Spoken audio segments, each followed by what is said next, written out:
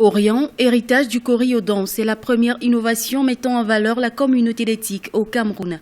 Le lancement très attendu en avril 2016 de ce premier jeu vidéo développé localement a attiré des développeurs de logiciels, des applications de téléphonie mobile et développeurs web à Yaoundé. Cette rencontre a servi de plateforme et a permis aux amateurs de l'économie numérique de partager les idées et les défis auxquels ils sont confrontés dans ce secteur industriel au Cameroun. On a eu des jeux africains mais qui n'ont pas eu vraiment... C'est vrai que la technologie ne suivait pas encore, parce que moi je peux pas les envoyer, la technologie ne suivait pas encore. C'était très difficile d'avoir les fonds ou bien d'avoir le matériel pour pouvoir faire un jeu vidéo de qualité. Donc là maintenant, je pense qu'avec Kiro, ils ont pu réunir assez pour pouvoir gérer cette plateforme-là.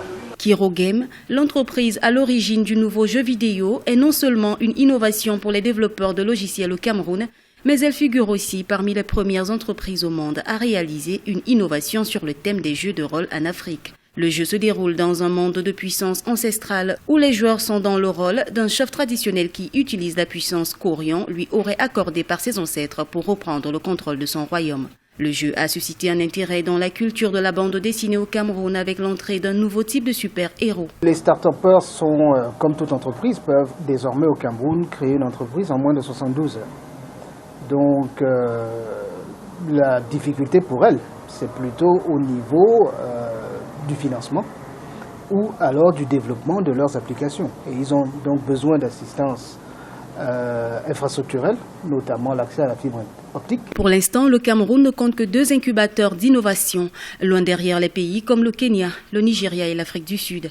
Les jeunes entrepreneurs de drones et autres innovations demandent un environnement local favorable aux start-up, un débit Internet rapide et des facilités de prêt. Nous sommes dans un processus de fabrication où nous avons 2 types de drones à notre disposition. Une partie des drones que nous achetons et une partie des drones que nous commençons à produire. Mais pour passer à une production à large, nous avons besoin d'investissement. Avec plus de 50 centres d'innovation dans plus de 20 pays du continent, les experts de l'économie numérique estiment que l'innovation reste un levier important pour stimuler et soutenir la croissance économique sur le continent.